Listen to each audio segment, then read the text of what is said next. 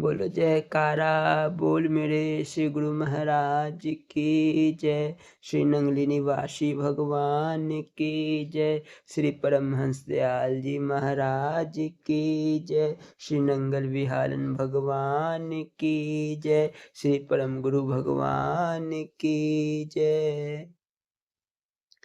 जय सच्चिदानंद जी।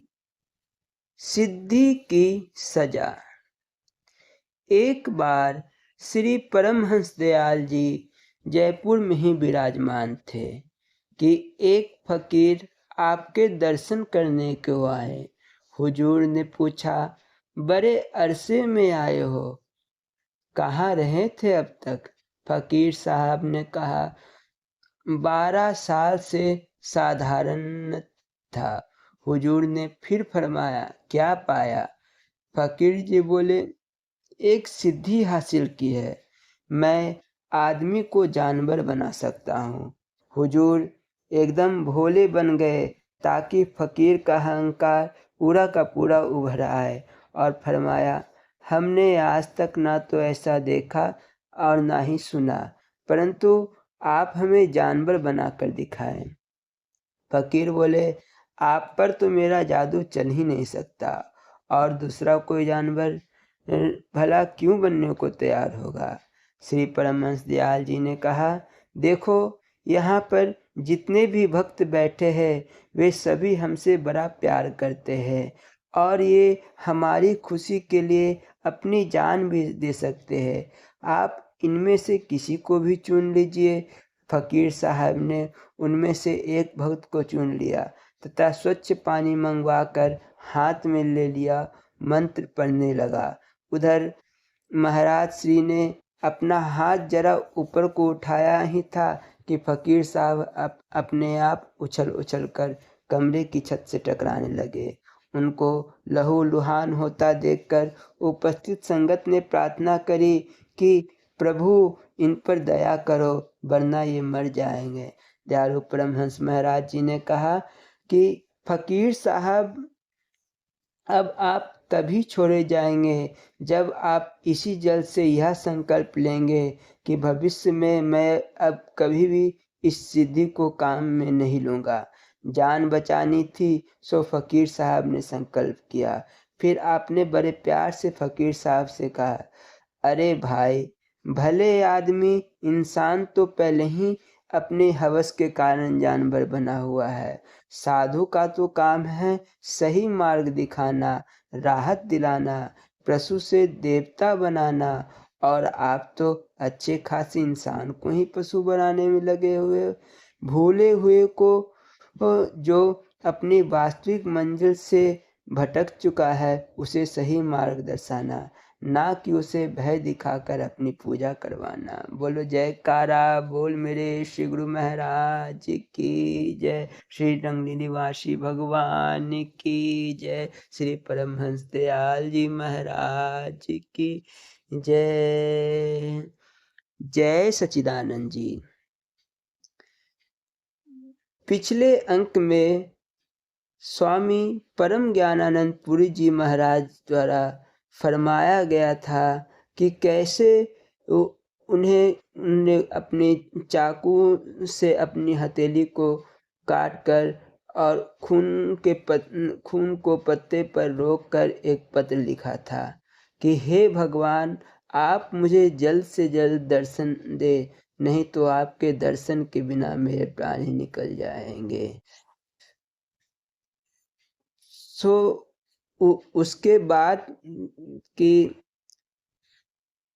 झलक आपके सामने प्रस्तुत कर रहा हूँ। बोलो जयकारा बोल मेरे श्री गुरु महाराज की जय। गुरु दर्शन एवं संन्यास दीक्षा। स्वामी परम ज्ञानानंद पुरी जी महाराज ने फरमाया, देर रात में करीब 10-11 बजे हमें वहाँ बुलाया गया। जाने पर भी उनके कमरे के बाहर एक महात्मा ने हमें रोक दिया। उस समय वे भोजन कर रहे थे। कई महात्मा उनकी सेवा में लगे थे। नंगल वाले स्वामी जी भी वही हाथ जोड़े खड़े थे। मैंने पर्दे के पीछे से देखा कि उन्होंने कुल्ला करते समय अपना कुल दांत बाहर निकाल लिया। देखते ही मेरा जी सिहर उठा। फिर मैंने विचार किया कि जब वे भगवान हैं तो सबका शरीर भी गढ़ते होंगे, उसी प्रकार अपने दांतों को भी निकाल कर उन्हें फिट करना आता होगा। भोजन के उपरांत हमें उनके निकट जाने दिया गया। मैं उनके सामने दंडवत लेट गया और जोर जोर से रोने लगा। बहुत दिनों से उनके दर्शन की ललक दिल में बनी हुई थी।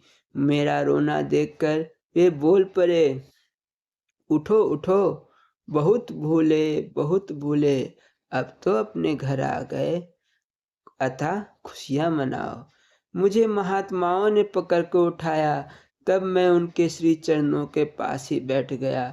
उन्होंने अपने दोनों चरण मेरी गोद में रख दिए। तब भी मैं रोता ही रहा। रोते रोते आंसुओं से उनकी जुराब अर्थात मोजा गीली हो गई। मैंने उनकी बोली का अर्थ यह समझा कि मैं पिछले जन्म में भी उनका भक्त था। गत 15 वर्षों से उनसे दूर भटकने के बाद फिर उन्हें मिल गया। मुझे रोते देखकर श्री महाराज जी बोले, आँख आँख की आखदा है। वह पोस्तु भाषा थी जिसका अर्थ था, बोलो बोलो क्या कहना चाहते हो। मुझे दरवाजे पर मिलकर नंगल वाले महाराज जी ने सिखा दिया था कि वे बहुत माया करेंगे और तुम्हारी कट्टरता को परखना चाहेंगे। अतः कितना भी भ्रमित करे, तुम एक ही बात कहना कि मैं साधु बनूंगा। मैंने वही कहा। साधु बनने की बात सुनते ही महाराज बोल पड़े, यह पागलपन किसने डाल दिया तुम्हारे दिमाग में। साधु बनकर बहुत कष्ट होता है। साधु को भीख मांगनी पड़ती है, नंगे रहना पड़ता है, जंगल में शीत और वर्षा के बीच जीवन बिताना पड़ता है। अभी तो बच्चे हो, घर में माता पिता रोते होंगे। उन्होंने आश्रम में ठहरी हुई किसी भक्त की लड़की को बुलाकर मेरे पास खड़ा कर दिया और बोले, इसे साथ ले जाओ, मैं इससे तुम्हारा ब्याह कर देता हूँ। मैंने फिर भी कहा, नहीं भगवान जी, मैं तो साधु बनूंगा। फिर कहने लगे, यह सोचता हो कि स्त्री साथ होगी तो उसे खिलाएंगे क्या, अतः इसे रुपये भी दे दो। एक महात्मा ने ढेर सारे चांदी के रुपए लाकर रख दिए और महाराज ने मुझे बार बार उसे लेने को कहा। मैं तो एकदम पक्का था, बोलता ही गया कि मैं साधु बनूंगा और कुछ नहीं चाहिए। वह सब नाटक करते करते आधी रात बीत गई। जब हर तरह से उन्होंने हिला डुला कर देख लिया, तब नंगल वाले स्वामी जी को मुझे समझा बुझा कर घर भेजने को कहा। उस समय तक आश्रम में कुल 21 महात्मा बहन थे। उनमें मेरी उम्र का तो कोई भी नहीं था। अंततः मुझे उसी रात में साधु बनाया गया। मेरा केस उतारते वक्त जब अधिक दर्द हो रहा था, तब मेरा सिर सिहराना देखकर महात्मा लोगों ने कहा, कष्ट का डर हो तो अभी मान जाओ, साधु मत बनो। किंतु मैं कहाँ मानने वाला था। ठंड का समय था, दाढ़ी मूछ तो थी ही नहीं, शिखा सूत्र उतार दिया गया। कमर में एक कौपिन लपेटकर महाराज के सामने हाजिर हुआ। उस वक्त ठंड के मारे मेरा दांत खटखट कर रहा था। मुझे देखकर उन्हें एक बार फिर दया आई। पुनः वे नंगल वाले स्वामी जी से बोले, हीरानंद, इस छोटे से बच्चे को देखकर दया आ रही है। इसके माता पिता रोते होंगे, अतः समझाकर तुम इसे वापस भेज दो। श्री गुरु महाराज जी ने मुझसे एक बार फिर कहा, देखो, अब भी साधु बनने की बात छोड़ दो। अभी तो इतनी ही ठंडक में कांप रहे हो, साधु बनकर बर्फों में रहना होगा। अभी कुछ बिगड़ा नहीं, केस फिर जम जाएंगे, अतः उठ जाओ। मैंने फिर हाथ जोड़कर कहा, भगवान जी, मुझे तो साधु बनना है। मुझे भस्म लगाकर गहरी कपड़ा पहना दिया गया। उसके उपरांत नाम रखने की बारी आई। महाराज नाम महाराज जी नाम के बारे में सोच ही रहे थे कि मैंने अपने मन में विचार किया कि मेरा नाम परम ज्ञानानंद रखा जाए। उन्होंने मेरे साथ के 2 और साधुओं को सुख ज्ञानानंद, ब्रह्म ज्ञानानंद और उसके बाद तीसरा मेरा सोचा हुआ ही नाम परम ज्ञानानंद रख दिया। मैंने सोचा भगवान अंतर्यामी होते हैं, अतः उन्हें मेरे मन का भाव पता चल गया। इस प्रकार मैं सन्यासी बना। बोलो जयकारा बोल मेरे श्री गुरु महाराज की जय। नगरी निवासी भगवान की जय। प्रवचन। जय सच्चिदानंद जी। स्वामी हीरानंदपुरी जी महाराज के अमूल्य प्रवचन। आसन। मौसम में ठंडक है। शाम को सूर्य के अस्त होते ही शीतल पवन का स्पर्श अत्यंत सुखद लगता है। संध्या आरती के उपरांत भक्त तथा अन्य श्रोतागण भी श्री गुरु महाराज के प्रवचन सुनने के लिए ललायित है। श्री महाराज किसी भक्त से कुछ वार्ता कर रहे हैं। बातचीत शायद आगे के कार्यक्रम के बारे में है। श्री गुरुदेव को कुछ दिनों के लिए संगरूर जाना है। वार्ता समाप्त हो गई। एक भक्त ने बड़े मधुर स्वर में कीर्तन आरंभ किया है। सभी भक्तगण उस कीर्तन में भाग ले रहे हैं। कीर्तन की समाप्ति के कुछ समय पश्चात श्री गुरु महाराज जी ने कहा, बोलना जी, हरि ओम, हरि ओम, हरि ओम। भद्र पुरुषों, माताओं और बहनों, अभ्यास, साधना, मंत्र सिद्धि तथा विचार की दृढ़ता के लिए सबसे प्रथम आसन की सिद्धि अत्यंत आवश्यक है। जब तक आसन की सिद्धि न हो अर्थात आसन दृढ़ न हो, वृत्ति की एकाग्रता नहीं हो सकती। ईश्वरीय साधना, ईश्वर चिंतन तथा ब्रह्मरंध्र में ध्यान स्थिर करने के लिए वृत्ति की एकाग्रता अत्यंत जरूरी है। जब भी आप साधना, समाधि तथा अभ्यास के लिए बैठेंगे, आसन के हिलते ही वृत्ति भी हिल जाएगी, जिससे अभ्यास की एकाग्रता नहीं रहेगी। इसलिए आसन की सिद्धि करना जरूरी है, ताकि जितनी देर आप समाधि में बैठे आसन दृढ़ रहे, मन तथा चित्त वृत्ति अभ्यास में स्थिर रहे। कहने को तो 84 आसन है, किंतु तत्ववेत्ता योगियों ने 4 आसन मुख्य बताए हैं। पद्मासन, सिद्धासन, स्वास्तिकासन, वीरासन। पद्मासन ध्यान के लिए है, सिद्धासन प्राणायाम के लिए है, स्वास्तिकासन सुमिरन जप के लिए है और वीरासन ध्यान के लिए है। आप जिस आसन को चाहे उसी आसन में बैठ सकते हैं। जरूरी है कि आप अपने लिए उस आसन को चुने जिसमें आप सुखपूर्वक 1 घंटा या 2 घंटे सुगमता पूर्वक बैठ सके। ईश्वर स्मरण तो बैठने की किसी भी मुद्रा में हो सकता है, यहाँ तक कि चारपाई पर लेटकर भी हो सकता है, परंतु आसन में बैठकर जब ध्यान साधना करने का आनंद ही कुछ और है। रोगी तथा वृद्ध किसी भी स्थिति में बैठकर, लेटकर जप कर सकते हैं।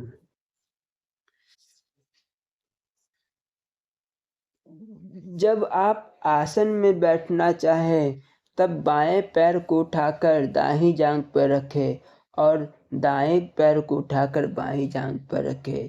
इस प्रकार टांगों को की कैंची सी लग जाती है। पद्मासन में बैठना पहले पहल बहुत कुछ कठिन होता है। शुरू में तकलीफ होगी, नीचे से पैर सो जाएंगे और धीरे धीरे शरीर ऊपर तक भी शून्य होता जाएगा। जितना जितना शरीर सोता जाएगा, वृत्ति भी नीचे से ऊपर की ओर बढ़ती जाएगी। शनै शनै सारे शरीर का भान नहीं रहेगा। इस आसन से पैरों की बीमारियां मिट जाती है। जोड़ों के दर्द, रेशे आदि से आराम मिलता है। इस आसन से शरीर अच्छी तरह से कस जाता है। शीतकाल में चाहे कितनी ही सर्दी हो, पद्मासन लगाने से कुछ काल उपरांत ही गर्मी आने लगती है। पद्मासन ब्रह्मचार्य के लिए भी श्रेष्ठ है। यह आसन का आसन है और व्यायाम का व्यायाम है।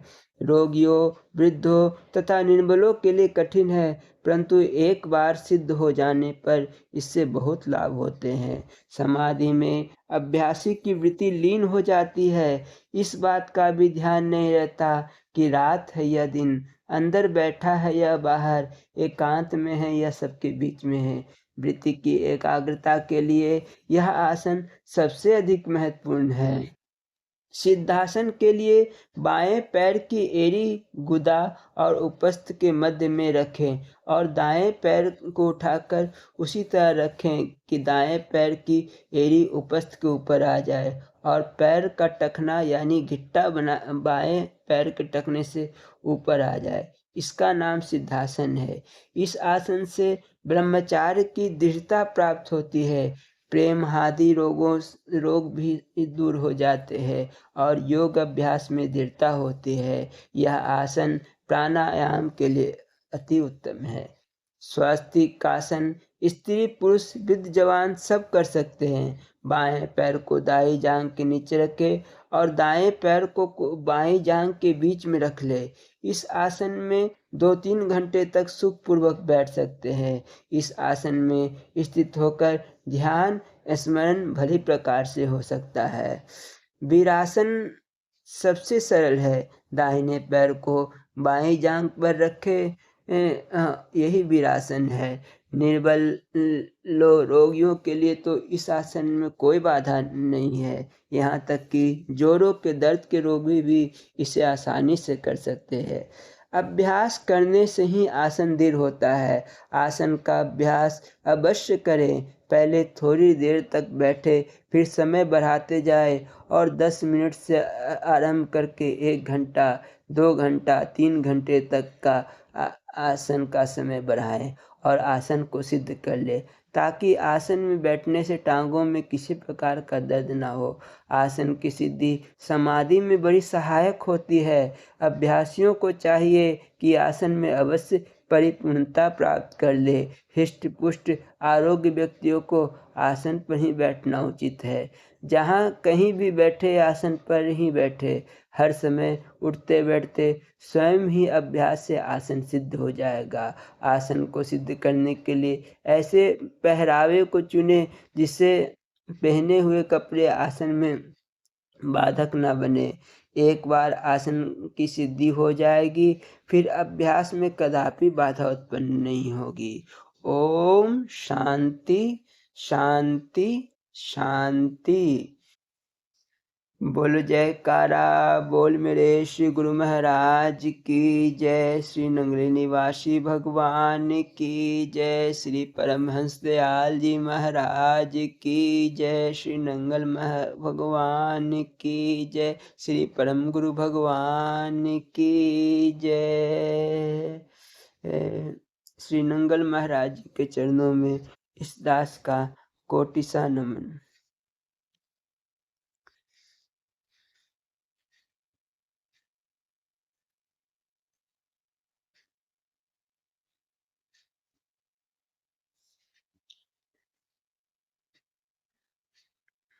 बोलो जयकारा बोल मेरे श्री गुरु महाराज की जय।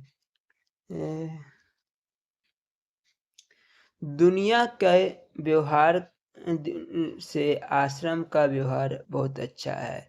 यहाँ के व्यवहारों से भी भजन ध्यान जप करना श्रेष्ठ है। यहाँ रहकर भी जो जब ध्यान नहीं करता, वह जगह जगह पर राग द्वेष काम क्रोध में फंसता रहता है। अतः सदा शुभ विचारों के संसारों में विचरण किया करोगे तो दुनिया का फेरा पास नहीं फटक सकेगा। बोलो जयकारा बोल मेरे श्री गुरु महाराज की जय। श्री नगरी निवासी भगवान की जय। श्री परमहंस दयाल जी महाराज की जय। श्री नंगल बिहारी भगवान की जय।